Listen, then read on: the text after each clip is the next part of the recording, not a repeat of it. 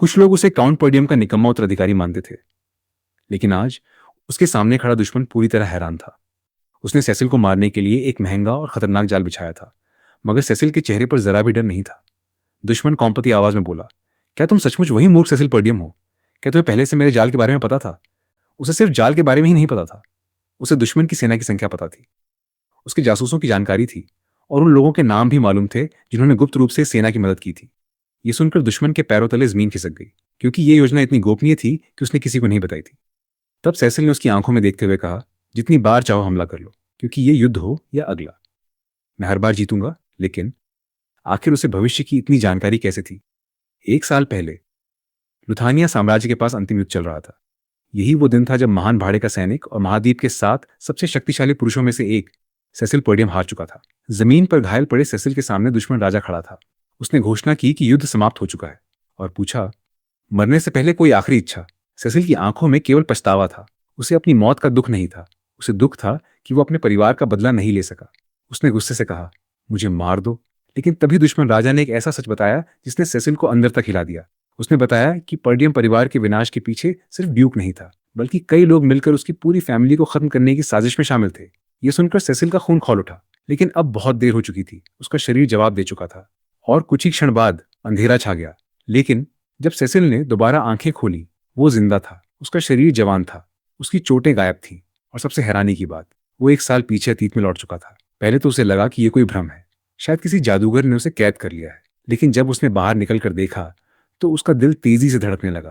पर्डियम की धरती अब भी सुरक्षित थी, वो महल अब भी खड़ा था। तभी उसके पुराने सैनिक रिकार्डो ने उसे यंग मास्टर कहकर पुकारा, और तभी सेसिल को सब याद आ गया। उसे अपना बचपन याद आया, वो समय जब वो घमंडी और जिद्दी था, जब उसके अपने परिवार वाले उससे दूर रहने लगे थे, जब वो घर छोड़कर भाग गया था, फिर एक भाड़े का सैनिक बना, अनगिनत युद्ध लड़े, और आखिरकार इतना शक्तिशाली बना कि पूरा महाद्वीप उसका नाम जानने लगा। लेकिन जब वो अपने परिवार से माफी मांगने लौटा, तब तक सब कुछ नष्ट हो चुका था, और अब भाग्य ने उसे दूसरा मौका दिया था। सेसिल ने अपने चारों ओर देखा, उसकी आंखें भर आईं। उसके प्रिय लोग अभी भी जीवित थे, लेकिन खुशी मनाने का समय नहीं था, क्योंकि उसे याद था कि आज क्या होने वाला है। आज ऑक्स के खिलाफ एक अभियान शुरू होने वाला था। रिपोर्ट में कहा गया था कि सिर्फ 3 ऑक्स दिखाई दिए हैं, लेकिन सच्चाई कुछ और थी। सेसिल भविष्य जानता था। उसे पता था कि आज दर्जनों ऑक्स हमला करेंगे, और उसकी पिछली मूर्खता की वजह से इस अभियान के 80% सैनिक मारे जाएंगे। उसे यह भी याद था कि उसी की जिद ने इस त्रासदी को जन्म दिया था, लेकिन इस बार वो इतिहास को दोहराने नहीं देगा। अचानक शिविर में हड़कंप मच गया। एक सैनिक चिल्लाया, ऑक्स आ गए। सेसिल की आंखें चौड़ी हो गईं। उसे उम्मीद नहीं थी कि वे इतनी जल्दी हमला करेंगे। कमांडर स्कोवन तुरंत सैनिकों को संगठित करने लगा, लेकिन स्थिति उसकी उम्मीद से कहीं बदतर थी। दुश्मनों की संख्या बहुत अधिक थी, और सेना पूरी तरह तैयार नहीं थी। अचानक एक विशाल ऑर्क पीछे से हमला करने के लिए कूद पड़ा। सब कुछ ही सेकंड में खत्म हो सकता था, लेकिन तभी सेसिल आगे बढ़ा। उसने एक ही बार में ऑर्क को रोक दिया। फिर उसने कमांडर की ओर देखा और ठंडी आवाज में कहा, कमांड मुझे सौंप दो। स्कोवन उसकी बात सुनकर स्तब्ध रह गया। लेकिन ऑक्स के साथ चल रही उस भयानक लड़ाई के बीच मैंने सीधे स्कोवान की आंखों में देखते हुए कहा कि कमान मुझे सौंप दो। मेरे शब्द सुनकर वो स्तब्ध रह गया। उसके लिए ये किसी मजाक से कम नहीं था। सैनिक एक एक करके मर रहे थे, और मैं, जिसे सब एक बिगड़ा हुआ लड़का समझते थे, उससे सेना का नियंत्रण मांग रहा था। उसने साफ इनकार कर दिया। उसने कहा कि ये कोई खेल नहीं है, और वो अपने स्वामी द्वारा दी गई कमान मुझे नहीं सौंप सकता। मैं उसकी प्रतिक्रिया समझ सकता था। अगर मेरी जगह कोई और होता तो शायद मैं भी यही सोचता, लेकिन मेरे पास समय नहीं था। मुझे भविष्य पता था, और मैं जानता था कि अगर अभी कुछ नहीं किया गया तो ये पूरी टुकड़ी नष्ट हो जाएगी। मैंने एक पल भी बर्बाद नहीं किया, और अकेले ही ऑक्स की भीड़ की ओर दौड़ पड़ा। मेरे इस कदम से हर कोई हैरान रह गया। स्कोवान समझ ही नहीं पा रहा था कि मैं आखिर करना क्या चाहता हूं। ऑक्स एक के बाद एक मुझ पर टूट पड़े, लेकिन मैं अविश्वसनीय गति से उनके वारों को चकमा देता रहा। मेरे पास अभी मना की शक्ति नहीं थी, फिर भी मैं उनके कमजोर बिंदुओं पर सटीक वार कर रहा था। हर प्रहार घातक था, हर कदम सोच समझ कर रखा गया था। स्कोवान की आंखों के सामने वो सब हो रहा था जिस पर विश्वास करना मुश्किल था। वो खुद मना का उपयोग कर सकता था, फिर भी उसकी गति मेरी बराबरी नहीं कर पा रही थी। उसे साफ दिखाई दे रहा था कि मेरा शरीर थक चुका है, लेकिन फिर भी मैं कम से कम हरकत के साथ हर हमले से बच रहा था, और एक ही बार में दुश्मनों को खत्म कर रहा था। उसके मन में पहली बार ये विचार आया कि मैं किसी ऐसे तलवारबाज की तरह लड़ रहा हूं जो मना के बिना भी तलवार के महान उस्तादों से आगे हो। मैंने ऑक्स को लगातार उकसाना शुरू किया। मैं उनका मजाक उड़ाता रहा और उन्हें अपने पीछे आने के लिए मजबूर करता रहा। धीरे धीरे पूरी भीड़ मेरा पीछा करने लगी। सैनिक हैरान थे कि मैं भाग नहीं रहा, बल्कि जानबूझकर सभी ऑक्स को अपने पीछे खींच रहा हूं। तभी स्कोवान को समझ आया कि मैं किस दिशा में जा रहा हूं। मेरे सामने एक विशाल चट्टान थी। जैसे ही उसे यह एहसास हुआ, उसकी सांसें रुक गई। आखिर मैं पूरी ऑक्स सेना को उस खतरनाक खाई की ओर क्यों ले जा रहा था? दूसरी तरफ सैनिक अभी भी मौत से जूझ रहे थे। कई घायल हो चुके थे और कुछ तो उड़ भी नहीं पा रहे थे। लेकिन अब सब कुछ मेरी योजना के अनुसार चल रहा था। मैं ऑक्स को खाई के बिल्कुल किनारे तक ले आया। मेरा शरीर जवाब देने लगा था। हर मांसपेशी दर्द से करा रही थी। मैं जानता था कि यह शरीर अभी इतना मजबूत नहीं है कि लंबे समय तक ऐसी लड़ाई लड़ सके। फिर भी मैंने हार नहीं मानी। मैंने सोचा कि अगर मेरी पुरानी ताकत होती तो मैं इन सभी ऑक्स को अकेले खत्म कर देता। लेकिन अभी मुझे अपने साथियों पर भरोसा करना होगा। तभी मैंने सभी सैनिकों को आदेश दिया कि अपनी ढालें ऊपर उठाओ। अगले ही पल पूरी योजना सफल हो गई। ऑर्क्स नियंत्रण खो बैठे और एक साथ खाई की ओर बहने लगे। सैनिकों ने मिलकर अंतिम धक्का दिया और देखते ही देखते दुश्मनों की पूरी भीड़ मौत के गड्ढे में समा गई। एक ही झटके में वो खतरा खत्म हो गया जिसने पिछले जीवन में हमारी पूरी सेना का विनाश कर दिया था। सैनिक खुशी और अविश्वास के बीच खड़े थे। उन्हें यकीन नहीं हो रहा था कि उन्होंने इतने सारे ऑक्स को एक साथ खत्म कर दिया। लेकिन उसी समय मेरा शरीर आखिरकार अपनी सीमा तक पहुंच गया। सारी ताकत खत्म हो चुकी थी। मेरी आंखों के सामने अंधेरा छाने लगा और मैं नीचे गिर पड़ा। जब मैंने दोबारा आंखें खोली तो मैं जीवित था। मेरा पूरा शरीर दर्द से जल रहा था, लेकिन ये दर्द मुझे अच्छा लग रहा था क्योंकि ये इस बात का सबूत था कि मैं अभी भी जिंदा हूं। तभी अचानक कुछ बिखरी हुई यादें मेरे दिमाग में उभरने लगी। एक लड़की की आवाज मेरे कानों में गूंज रही थी। वो एलेना थी। उसकी यादें किसी टूटे हुए शीशे की तरह मेरे सामने चमक रही थी। उसकी आवाज में दर्द था और वो मुझे पुकार रही थी। इससे पहले कि मैं कुछ समझ पाता, एक परिचित आवाज ने मुझे वास्तविकता में वापस खींच लिया। मैंने आंखें खोली तो अपने सामने बेलिंडा को पाया, मेरी निजी शिक्षिका। वो व्यक्ति जिसने हमेशा मेरा साथ दिया था, चाहे मैं कितनी भी मुसीबत खड़ी कर दूं। पिछले जीवन में पर्डियम के पतन के बाद वो अचानक गायब हो गई थी और मैं उसे फिर कभी नहीं देख पाया था। लेकिन अब वो मेरे सामने जीवित खड़ी थी। उसे देखकर मेरे भीतर भावनाओं का तूफान उमड़ पड़ा। बेलिंडा मुझे डांट रही थी कि मैंने खुद को फिर से मुसीबत में डाल लिया है। लेकिन उसकी हर बात मेरे लिए किसी अनमोल खजाने जैसी थी, क्योंकि मैं उसे दोबारा देखने की उम्मीद छोड़ चुका था। मैंने तुरंत उसे चेतावनी देने की कोशिश की। मैंने कहा कि पर्डियम परिवार बड़े खतरे में है, लेकिन उसने मेरी बात को गंभीरता से नहीं लिया। जब मैंने उसे सच बताने की कोशिश की कि मैं मर चुका था और फिर वापस लौटा हूं, तो उसने इसे मेरे बुखार और चोटों का असर समझ लिया। कुछ देर बाद उसने आने वाले उत्सव का जिक्र किया। उसने बताया कि एलेना इस उत्सव में मेरे साथ जाने का बेसब्री से इंतजार कर रही है। ये सुनते ही मेरे चेहरे का रंग उड़ गया। मुझे सब याद आ गया। पिछले जीवन में इसी उत्सव के आसपास एक ऐसी घटना हुई थी जिसने मेरी पूरी जिंदगी बदल दी थी। वो दर्द, वो पछतावा और वो भय आज भी मेरी आत्मा में जिंदा था। बेलिंडा ने बताया कि उत्सव शुरू होने में सिर्फ एक हफ्ता बचा है। मेरे दिल की धड़कनें तेज हो गई। एक हफ्ता, बस एक हफ्ता। इसका मतलब था कि वो भयावह दिन फिर से आने वाला है। लेकिन इस बार मैं असहाय नहीं था। मुझे भविष्य पता था, और चाहे कुछ भी हो जाए, इस बार मैं उस त्रासदी को दोबारा नहीं होने दूंगा। एक दिन बेलिंडा के कहने पर एलेना उससे मिलने आई। जैसे ही उसने सेसिल को देखा, वो गुस्से से भर उठी। उसे विश्वास ही नहीं हो रहा था कि वही सेसिल उससे माफी मांग रहा है। एलेना को याद था कि कुछ समय पहले उसी ने उसे अपने सामने से चले जाने को कहा था, और यहां तक कि उसकी सांसों की आवाज तक उसे परेशान करती थी।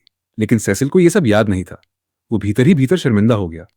उसे एहसास हुआ कि अपने पिछले जीवन में वो कितना बुरा भाई था। घर के नौकर भी उसकी बदली हुई हरकतों से हैरान थे। वे आपस में बातें कर रहे थे कि शायद ऑक्स ने उसके सिर पर इतनी जोर से चोट मारी है कि उसका दिमाग ही बदल गया है। सेसिल उन्हें समझाने की कोशिश करता रहा कि ऑक्स ने उसे नहीं हराया था, बल्कि उसने ऑक्स को हराया था। लेकिन कोई उसकी बात पर विश्वास नहीं कर रहा था। उन सभी को देखकर सेसिल को अपने पुराने दिन याद आ गए। उसे महसूस हुआ कि ये वही लोग हैं जिन्होंने हमेशा उसके आसपास रहकर उसकी परवाह की थी। लेकिन उसने ही उन्हें कभी समझने की कोशिश नहीं की। कुछ देर बाद सेसिल का ध्यान आने वाले त्योहार की ओर गया। अचानक उसे अपने पिछले जीवन की सबसे दर्दनाक याद आ गई। उसी त्योहार के दिन एलेना की मौत हुई थी। उसने याद किया कि उस समय एलेना ने उससे साथ चलने के लिए कहा था, लेकिन ध्यान की असफलता के कारण उसका मूड खराब था और उसने मना कर दिया था। वही आखिरी बार था जब उसने एलेना को जीवित देखा था। बाद में उसकी लाश शहर की झुग्गियों में मिली थी। उसके साथ उसके दोनों सुरक्षा शूरवीरों की लाशें भी थीं। उनके शरीर बुरी तरह काटे गए थे। ये याद आते ही सेसिल के दिल में अपराध बोध भर गया। उसने सोचा कि अगर वो उस दिन उसके साथ गया होता तो शायद सब कुछ बदल सकता था। लेकिन अब उसे एक और बात समझ आ रही थी। एलेना की लाश त्योहार स्थल से बहुत दूर मिली थी। इसका मतलब था कि उसे किसी ने बहला फुसलाकर वहां ले जाया था, या जबरदस्ती घसीट कर ले जाया गया था। ये कोई साधारण हत्या नहीं थी। इसके पीछे एक बड़ी साजिश छिपी हुई थी। सेसिल ने देखा कि एलेना त्योहार की तैयारियों के लिए आवश्यक सामानों की निगरानी कर रही थी। उसे यह देखकर आश्चर्य हुआ, क्योंकि एक कुलीन परिवार की बेटी होकर भी वो इतने साधारण काम कर रही थी। नौकर ने बताया कि पर्डियम परिवार के पास कर्मचारियों की भारी कमी है और इसलिए एलेना को खुद ये सब देखना पड़ रहा है। ये सुनकर सेसिल चौंक गया। एहसास हुआ कि उसने कभी अपने परिवार की कठिनाइयों को समझने की कोशिश ही नहीं की थी। उसने एलेना की मदद करने की बात कही तो उसने साफ मना कर दिया। एलेना को अभी भी उस पर भरोसा नहीं था। वो चाहती थी कि सेसिल बस दूर रहे और किसी को परेशानी न दे। लेकिन सेसिल अब पहले वाला व्यक्ति नहीं था। वो परिवार की रक्षा करने के लिए हर संभव प्रयास करना चाहता था। इसी दौरान फर्गस उससे मिलने आया। फर्गस वही बूढ़ा शूरवीर था जिसने हमेशा उस पर विश्वास किया था। ऑक्स वाली घटना की खबर सुनते ही वो दौड़ा चला आया था। सेसिल उसे देखकर खुश हो गया। कुछ बातचीत के बाद उसने फर्गस से कहा कि वो उसे प्रशिक्षण कक्ष में ले चले। फर्गस हैरान था, क्योंकि पहले कभी सेसिल ने प्रशिक्षण में रुचि नहीं दिखाई थी। फिर भी वो उसे वहां ले गया। प्रशिक्षण कक्ष को देखकर सेसिल चकित रह गया। ये जगह शानदार हालत में थी। फर्गस ने बताया कि उसने वर्षों तक इस जगह की देखभाल की थी क्योंकि उसे विश्वास था कि एक दिन सेसिल जरूर बदलेगा। ये सुनकर सेसिल भावुक हो गया। उसने मजाक में कहा कि फर्गस को लंबी उम्र मिले क्योंकि मरना बहुत बुरा अनुभव होता है।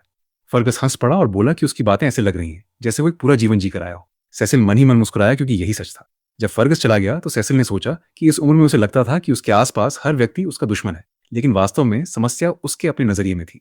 प्रशिक्षण शुरू करते हुए सेसिल ने उन घटनाओं को जोड़ना शुरू किया जिन्होंने पर्डियम परिवार को बर्बाद किया था। उसे याद आया कि एलेना की मौत का आरोप एक दूसरे कुलीन परिवार के बेटे पर लगाया गया था। उसी घटना के कारण एक क्षेत्रीय युद्ध शुरू हुआ था जिसने अंततः पूरे पर्डियम परिवार को विनाश की ओर धकेल दिया। इसका मतलब साफ था, एलेना की हत्या ही उस विनाश की शुरुआत थी। यदि वो एलेना को बचा लेता तो शायद अपने पूरे परिवार को भी बचा सकता था, लेकिन इसके लिए उसे पहले खुद को मजबूत बनाना था। इसके बाद सेसिल ने अपने शरीर में मना विकसित करने का प्रशिक्षण शुरू किया। उसने समझाया कि मना एक ऐसी अलौकिक शक्ति है जो इंसानों को उनकी शारीरिक सीमाओं से आगे जाने की क्षमता देती है। अधिकांश लोग मना को महसूस भी नहीं कर पाते, लेकिन उसने अपने पिछले जीवन में हजारों युद्धों के दौरान इसे नियंत्रित करना सीख लिया था। उसने हवा में तैर रहे मना कणों को महसूस किया और उन्हें एक धागे की तरह जोड़कर एक कोर में बदलना शुरू किया। उसके लिए यह प्रक्रिया कठिन नहीं थी क्योंकि वो पहले ही महाद्वीप के सबसे शक्तिशाली लोगों में से एक रह चुका था।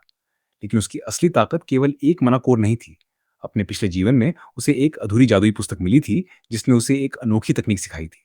वो एक से अधिक मना कोर बनाकर उन्हें आपस में जोड़ सकता था। इससे उसकी शक्ति कई गुना बढ़ जाती थी। हालांकि उसकी युवा देह अभी कमजोर थी और वो केवल 3 कोर ही बना पाया। अपने पिछले जीवन में वो 5 कोर बना सकता था, फिर भी ये पर्याप्त था। उसने शपथ ली कि इस बार वो ड्यूक डेरफिन और उन सभी लोगों को अपने हाथों से कुचल देगा जिन्होंने उसके परिवार को नष्ट किया था। एक सप्ताह बीत गया। आखिरकार त्योहार का दिन आ गया। इस बार सेसिल ने खुद एलेना को साथ चलने के लिए कहा। एलेना को यकीन नहीं हुआ कि वही सेसिल उसे त्योहार पर चलने का निमंत्रण दे रहा है।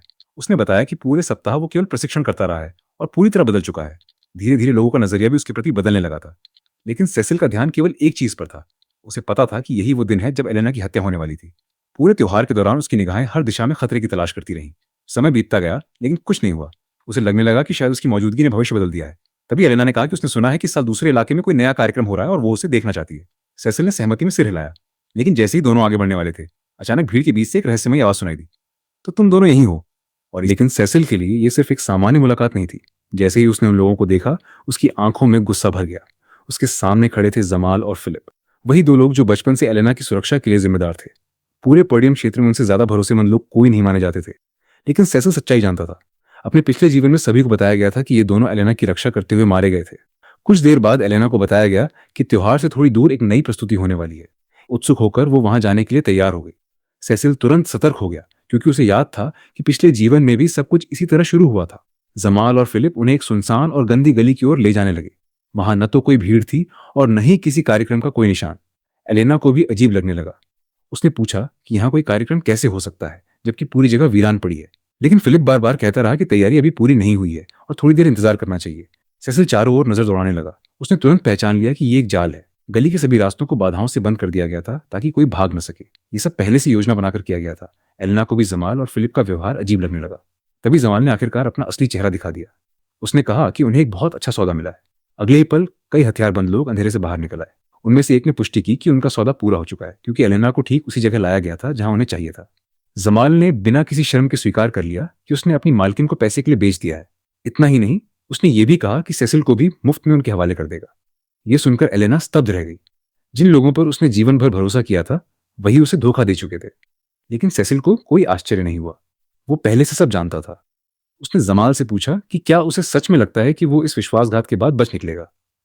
जमाल हंस पड़ा और बोला कि उसे अब पर्डियम की गरीबी और बदहाली से तंग आ चुका है।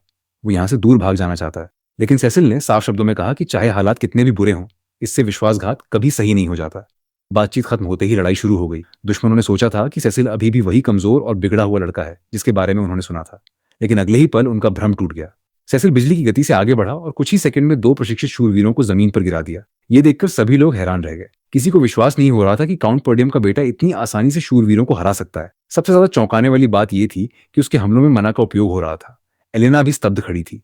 उसे समझ नहीं आ रहा था कि उसका भाई अचानक इतना शक्तिशाली कैसे बन गया। लेकिन असली खतरा अभी सामने आना बाकी था। दुश्मनों के बीच खड़ा एक व्यक्ति बाकी सभी से अलग था। उसके शरीर से निकलती मना की मात्रा बाकी लोगों से कई गुना अधिक थी। सेसिल ने तुरंत पहचान लिया कि यही उनका असली नेता है और सबसे बड़ा खतरा भी। दुश्मन नेता मुस्कुराया और बोला कि उसने उनकी काफी मेहनत बचा दी है, लेकिन साथ ही उसने स्वीकार किया कि सेसिल उनके अनुमान से बिल्कुल अलग निकला।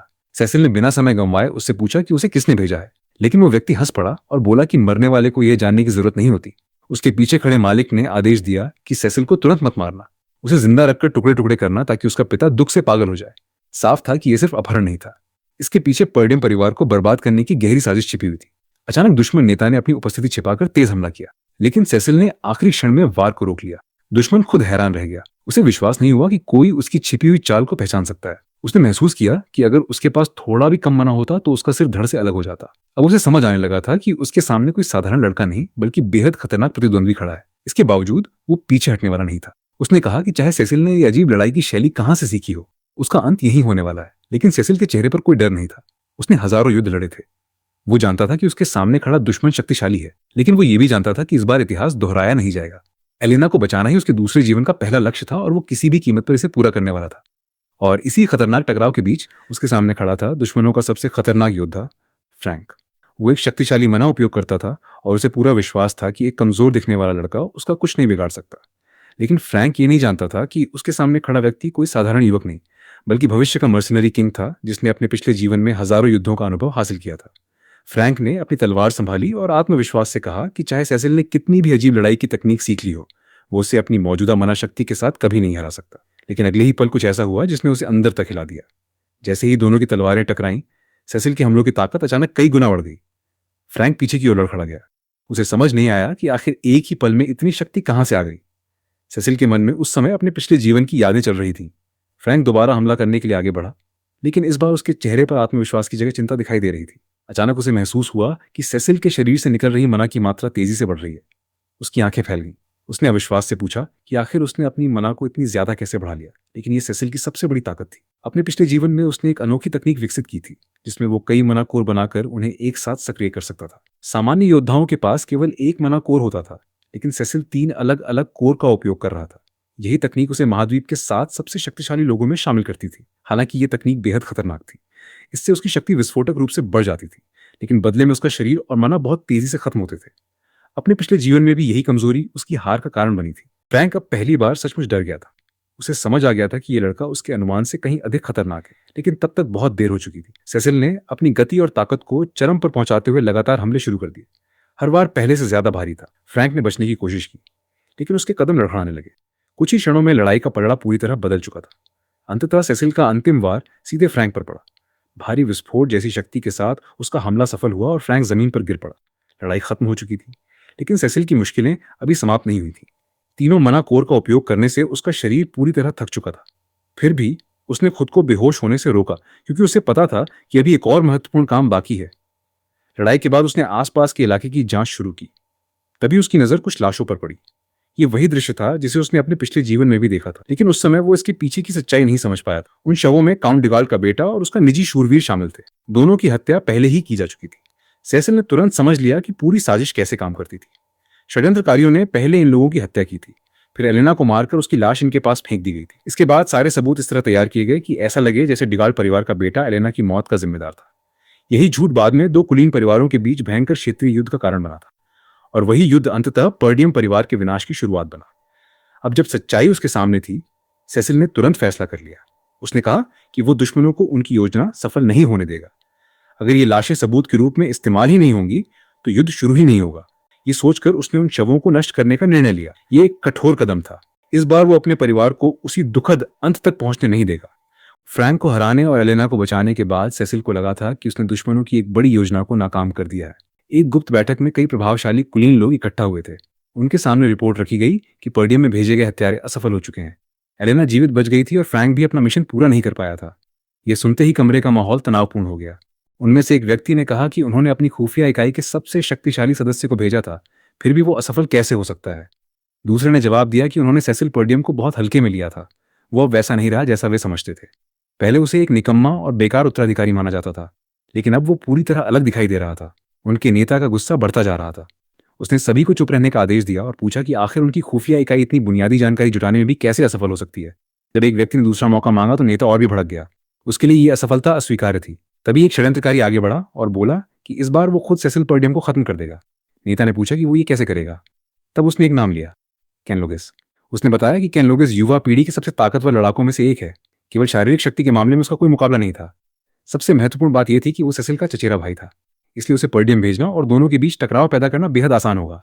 नेता ने चेतावनी दी कि अगर इस बार भी वे असफल हुए तो ये उनकी आखिरी गलती होगी। उसके मन में अब केवल एक लक्ष्य था, सेसिल पर्डियम की मौत।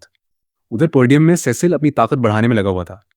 फ्रैंक के साथ हुई लड़ाई ने उसे एहसास दिला दिया था कि वो अभी भी उतना शक्तिशाली नहीं है जितना उसे होना चाहिए। एक सुबह वो प्रशिक्षण क्षेत्र में पहुंचा और उसने अपने पुराने गुरु फर्गस को देखा। सेसिल मुस्कुराया और उसे आवाज दी। फर्गस अभी भी उसके बदले हुए व्यवहार पर पूरी तरह विश्वास नहीं कर पा रहा था। तभी सेसिल ने अपनी हथेली के ऊपर मना को इकट्ठा करना शुरू किया। धीरे धीरे मना पतले धागों का रूप लेने लगी। ये एक अत्यंत कठिन तकनीक थी जिसमें मना को धागे की तरह नियंत्रित किया जाता था। फर्गस की आंखें फैल गईं। कुछ ही समय पहले तक सेसिल मना का उपयोग भी नहीं कर पाता था, लेकिन अब वो ऐसी तकनीक दिखा रहा था जिसे अनुभवी योद्धा भी नहीं कर सकते थे। सेसिल ने समझाया कि यह मना थ्रेड तकनीक है। अपने पिछले जीवन में वो इसका उपयोग लगभग हर दिन करता था। उसके लिए यह सामान्य बात थी, लेकिन दूसरों के लिए ये किसी चमत्कार से कम नहीं थी। फर्गस लगातार सोचता रहा कि आखिर सेसिल ने इतनी कम उम्र में ये सब कैसे सीख लिया, लेकिन उसने कोई सवाल नहीं पूछा। उसके दिल में सिर्फ एक बात थी, युवा स्वामी सचमुच बदल चुका है। सेसिल ने फर्गस का धन्यवाद किया क्योंकि उसने एलेना की रक्षा के लिए अपनी जान जोखिम में डाली थी। फर्गस ने तुरंत कहा कि धन्यवाद की कोई जरूरत नहीं, उसने वही किया था जो उसे करना चाहिए था। यह सुनकर सेसिल को फिर एहसास हुआ कि उसके आसपास ऐसे लोग हैं जो हमेशा उसके परिवार के लिए वफादार रहे हैं। कुछ दिन बाद सेसिल आखिरकार पर्डियम की राजधानी लौट आया। रास्ते भर वो भविष्य के बारे में सोचता रहा। उसने एलेना को बचाकर एक क्षेत्रीय युद्ध रोक दिया था, लेकिन उसे यकीन था कि उसके दुश्मन इतनी आसानी से हार नहीं मानेंगे। वे कोई नई चाल जरूर चलेंगे, इसलिए उसे अपनी खुद की ताकत और प्रभाव बढ़ाना होगा। लेकिन जैसे ही वो किले के मुख्य द्वार के पास पहुंचा, वहां का दृश्य देखकर चौंक गया। दर्जनों व्यापारी किले के बाहर इकट्ठा होकर जोर जोर से चिल्ला रहे थे। सभी एक ही बात मांग रहे थे, मुआवजा। व्यापारियों का कहना था कि इस साल उन्हें भारी नुकसान हुआ है और पर्डियम परिवार को इसकी भरपाई करनी होगी। माहौल इतना तनावपूर्ण था कि स्थिति किसी भी समय दंगे में बदल सकती थी। सेसिल ने तुरंत पूछा कि सैनिक क्या कर रहे हैं और उन्हें भीड़ को नियंत्रित करने के लिए क्यों नहीं भेजा गया। लेकिन फर्गस का जवाब सुनकर वो स्तब्ध रह गया। पर्डियम के पास कोई सैनिक ही नहीं बचे थे। अधिकांश सैनिकों को राक्षसों की सीमा पर तैनात कर दिया गया था। यह सुनकर सेसिल को अपने पिछले जीवन की याद आ गई। पर्डियम के सैनिक हमेशा युद्ध में लगे रहते थे, इसलिए क्षेत्र के अंदर सुरक्षा के लिए बहुत कम लोग बचते थे। इसके बाद उसने बेलिंडा से बात की। वो परिवार की आर्थिक व्यवस्था संभाल रही थी। सेसिल ने सोचा कि शायद कुछ धन का उपयोग करके व्यापारियों को शांत किया जा सकता है, लेकिन बेलिंडा ने कड़वी हंसी के साथ उसे सच्चाई बता दी। उसके पिता ने पहले ही उसका पूरा बजट बंद कर दिया था। उसके पास एक सिक्का तक नहीं बचा था। जब सेसिल ने उससे कुछ पैसे उधार मांगे तो उसने साफ कहा कि उसके पास देने के लिए कुछ भी नहीं है। यह सुनकर सेसिल के चेहरे पर निराशा छा गई। उसके पास भविष्य का ज्ञान था, लेकिन बिना और सैनिकों के वो कुछ भी नहीं कर सकता था। अभी अचानक रिकार्डो भागता हुआ उसके पास आया। उसकी सांसें तेज चल रही थीं और चेहरे पर घबराहट साफ दिखाई दे रही थी। उसने बताया कि युवा स्वामी कैन लोगस किले में पहुंच चुका है और तुरंत उससे मिलना चाहता है। कैन लोगस का नाम सुनते ही सेसिल का चेहरा गंभीर हो गया। पिछले जीवन की सारी यादें एक साथ याद आ गईं। वो जानता था कि कैन केवल एक रिश्तेदार नहीं है, उसके आने का मतलब है कि एक नई मुसीबत पर्डियम के दरवाजे पर दस्तक दे चुकी है। कैन उसका चचेरा भाई था और लोगेस परिवार का उत्तराधिकारी भी। बचपन से ही दोनों की तुलना की जाती थी। जहां कैन को उसकी ताकत, आत्मविश्वास और करिश्माई स्वभाव के लिए सराहा जाता था, वहीं सेसिल को हमेशा निकम्मा और नालायक कहा जाता था। पिछले जीवन में भी कैन हर बार पर्डियम आता था और सेसिल को अपने अधीनस्थ की तरह इस्तेमाल करता था। उस समय सेसिल में उसका विरोध करने की हिम्मत नहीं थी, लेकिन अब हालात बदल चुके थे। सेसिल तुरंत उस जगह पहुंचा जहां कैन मौजूद था। वहां पहुंचते ही उसने देखा कि माहौल पहले से ही तनावपूर्ण था। रिकार्डो ने बताया कि कैन अपने एक गार्ड नाइट के साथ आया था। उसने आते ही ऑक्स वाली घटना के बारे में पूछताछ शुरू कर दी थी। जब कमांडर स्कोवन ने उसे पूरी घटना समझाने की कोशिश की तो कैन ने उसकी बातों को झूठ कहकर उसका अपमान किया। इतना ही नहीं, उसने गुस्से में स्कोवन पर हाथ भी उठा दिया था। रिकार्डो ये सब बताते हुए बेहद नाराज था, लेकिन वो कुछ कर नहीं पाया था। कैन को देखकर सेसिल को अपने पुराने दिन याद आ गए। उसे याद आया कि जब भी कैन पर्डियम आता था, वो हर जगह हंगामा करता था। क्योंकि लोगेस परिवार पर्डियम का सहयोगी माना जाता था, इसलिए कोई भी उसके खिलाफ आवाज उठाने की हिम्मत नहीं करता था। सबसे ज्यादा अपमान हमेशा सेसिल को सहना पड़ता था, लेकिन इस बार सेसिल चुप रहने वाला नहीं था। उधर दूसरी तरफ कैन के आने के पीछे एक और कारण था। कुछ समय पहले एक रहस्यमय व्यक्ति उससे मिला था। वो उन्हीं षड्यंत्रकारियों का आदमी था जो सेसिल को रास्ते से हटाना चाहते थे। उसने कैन को बताया कि उनका मालिक लोगेस परिवार का पूरा समर्थन करेगा, लेकिन बदले में उसे एक काम करना होगा। उसे किसी भी तरह से सेसिल पर्डियम को खत्म करना था। शुरू में कैन हैरान हुआ, लेकिन जब उसे एहसास हुआ कि इससे उसकी प्रतिष्ठा और प्रभाव बढ़ सकता है, तो उसने तुरंत प्रस्ताव स्वीकार कर लिया। उसके लिए ये एक सुनहरा मौका था। वो हमेशा से खुद को सेसिल से बेहतर समझता था और अब उसे खुलेआम उसे नीचे दिखाने का अवसर मिल रहा था। जब कैन और सेसिल आमने सामने आए तो कैन ने हमेशा की तरह घमंडी अंदाज में बात शुरू की। उसने पूछा कि आखिर वो खड़ा खड़ा क्या कर रहा है। फिर उसने आदेश देने वाले लहजे में कहा कि उसके स्वागत के लिए जो कुछ भी तैयार किया गया है वो तुरंत उसके सामने लाया जाए। उसने यहाँ तक कह दिया कि त्योहार रद्द हो गया है, इसलिए उसकी भरपाई किसी और तरीके से की जानी चाहिए। कैन ऐसे बात कर रहा था जैसे पूरा पर्डियम उसका अपना इलाका हो। लेकिन इस बार सेसिल ने सिर झुकाने के बजाय उसकी आंखों में आंखें डालकर जवाब दिया। उसने कहा कि क्या वो सचमुच वही बातें दोबारा कह रहा है। फिर उसने उसे याद दिलाया कि पहले वो उसकी बात इसलिए मान लेता था क्योंकि वो उससे पिटना नहीं चाहता था। ये सुनते ही कैन का चेहरा बदल गया। उसे उम्मीद नहीं थी कि सेसिल उसके सामने इस तरह बोलने की हिम्मत करेगा।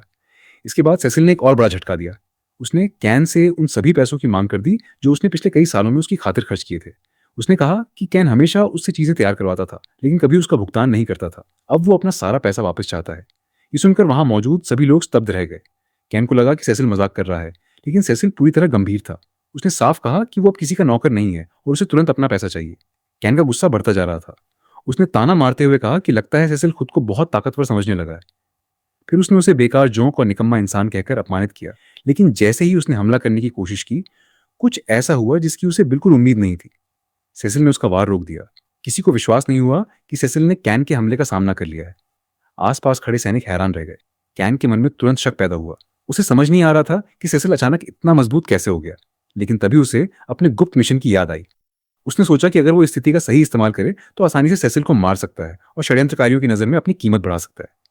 तभी कैन ने ऊंची आवाज में आरोप लगाया कि सेसिल ने उस पर हमला किया है। उसने नाटक करते हुए कहा कि वो तो केवल अफवाहों की सच्चाई जानना चाहता था, लेकिन सेसिल ने उस पर हमला कर दिया। लेकिन इस बार सेसिल उसके जाल में फंसने वाला नहीं था।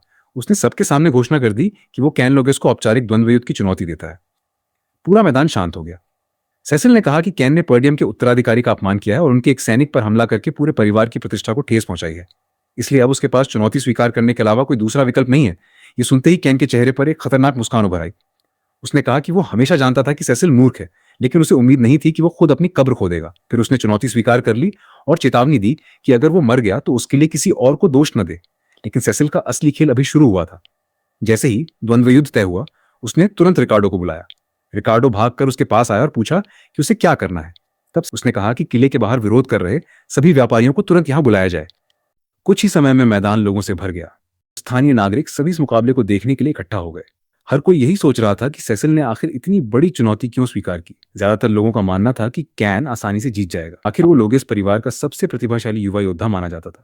उसकी शारीरिक ताकत और युद्ध कौशल पूरे क्षेत्र में प्रसिद्ध थे। जब दोनों मैदान में उतरे तो कैन के चेहरे पर आत्मविश्वास साफ दिखाई दे रहा था। उसने हंसते हुए कहा कि अगर सेसिल अभी भी पीछे हटना चाहता है तो वो उसे एक आखिरी मौका दे सकता है। लेकिन सेसिल ने बिना किसी हिचकिचाहट के कहा कि उसे चिंता करने की जरूरत नहीं है। ये सुनकर कैन और भी ज्यादा हंसने लगा। उसे विश्वास था कि कुछ ही मिनटों में ये लड़ाई खत्म हो जाएगी।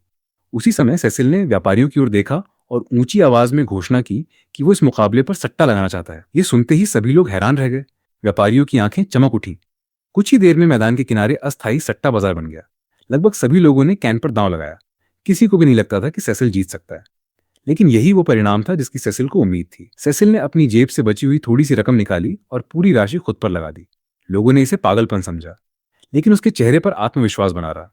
वो जानता था कि कैन की लड़ाई की शैली क्या है, उसकी कमजोरियां क्या हैं और वो किस स्थिति में गलती करता है। ये जानकारी किसी भी धन से अधिक मूल्यवान थी। मुकाबला शुरू होते ही कैन बिजली की तरह आगे बढ़ा। उसका पहला हमला इतना तेज था कि अधिकांश लोग उसे देख भी नहीं पाए, लेकिन सेसिल बिना घबराए एक कदम पीछे हटा और आसानी से वार बचा लिया। कैन को लगा कि ये केवल संयोग है। उसने लगातार कई हमले किए, लेकिन हर बार सेसिल सही समय पर बच निकलता। धीरे धीरे दर्शकों के चेहरों पर हैरानी दिखाई देने लगी।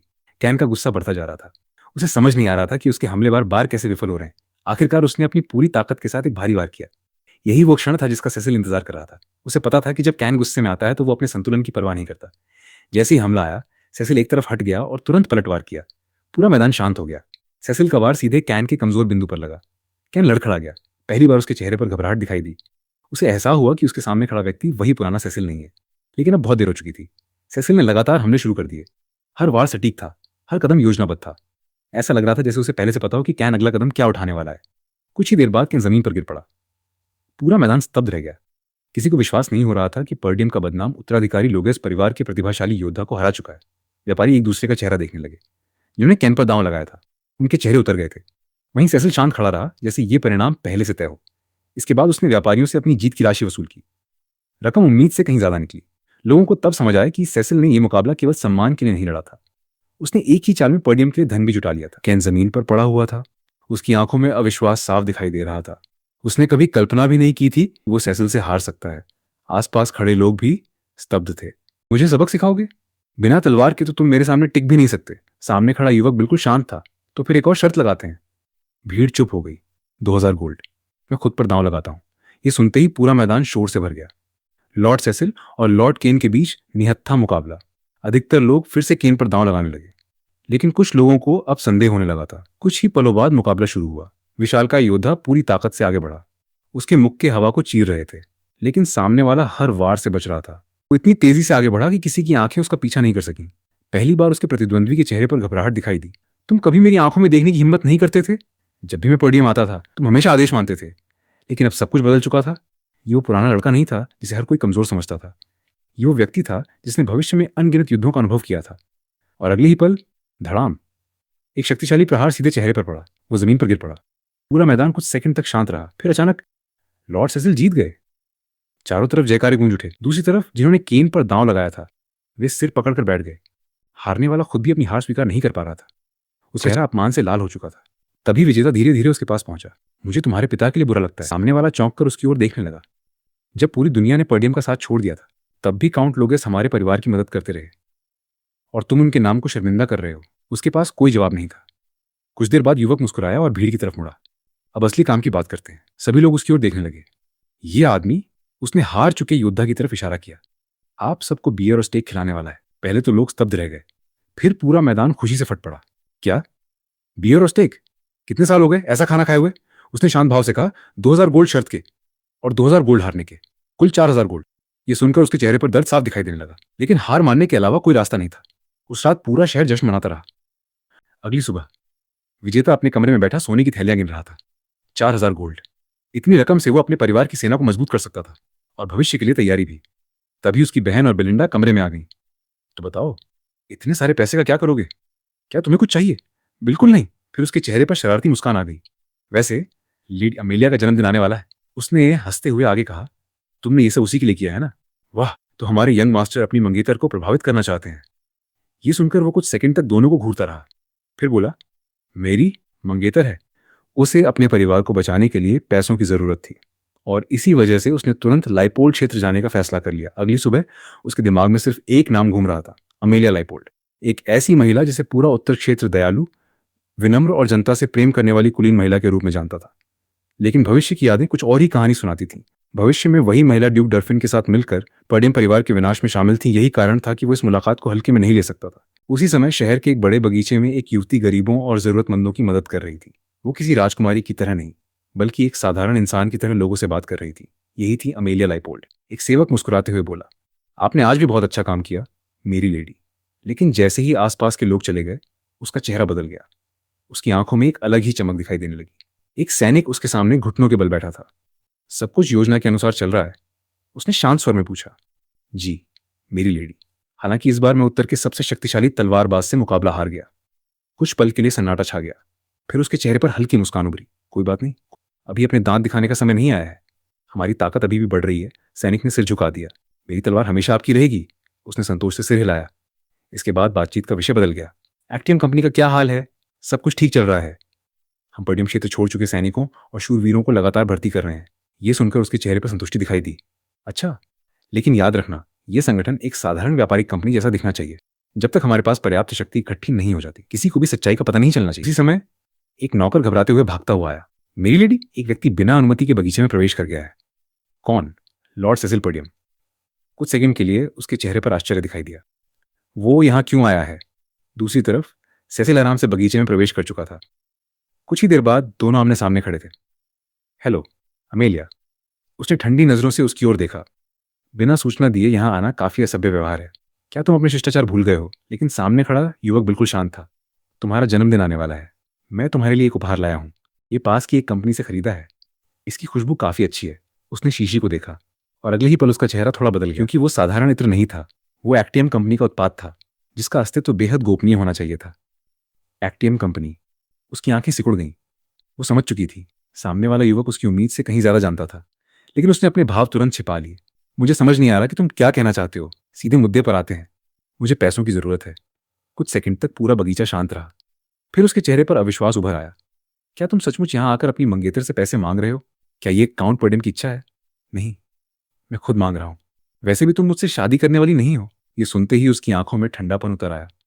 शायद भविष्य में तुम्हें अपनी पसंद की लड़की से शादी करने का मौका मिल जाए, लेकिन क्या होगा अगर सबको पता चल जाए कि तुम गुप्त रूप से अपनी सेना तैयार कर रहे हो? अब पहली बार माहौल तनावपूर्ण हो गया। दोनों एक दूसरे को घूर रहे थे। दोनों जानते थे कि सामने वाला कोई साधारण इंसान नहीं है। चिंता मत करो, अभी के लिए मैं तुम्हारा रहस्य छिपा कर रखूंगा, जब तक मुझे ऐसा न लगे कि मुझे कुछ और करना चाहिए। अब बारी उसकी थी मुस्कुराने की। ओह, ऐसी नौबत नहीं आएगी। फिर उसने धीरे से एक नाम पुकारा, बरनाफ। अगले ही पल एक विशालकाय आदमी सामने आकर खड़ा हो गया। उसकी उपस्थिति मात्र से हवा भारी महसूस होने लगी। उसे देखते ही सेसिल की आंखें सिकुड़ गईं। वो इस आदमी को पहचानता था। बरनाफ, अमेलिया का सबसे शक्तिशाली अंगरक्षक, एक ऐसा योद्धा जो उत्तर के महानतम तलवारबाजों को भी चुनौती देने की क्षमता रखता था। काफी समय हो गया, लॉर्ड सेसिल, वो शांत स्वर में बोला। स्थिति अब पूरी तरह बदल चुकी थी। युवक समझ गया कि ये बातचीत अब शब्दों से आगे बढ़ने वाली है। उसने गहरी सांस ली। लगता है मुझे भी गंभीर होना पड़ेगा। और इसी के साथ एक नए और खतरनाक युद्ध की शुरुआत होने वाली थी। तो भाई लोग, इस मानवा का अगला पार्ट देखना है तो अभी मानवा एक्सप्लेनर 2.0 को सब्सक्राइब करो।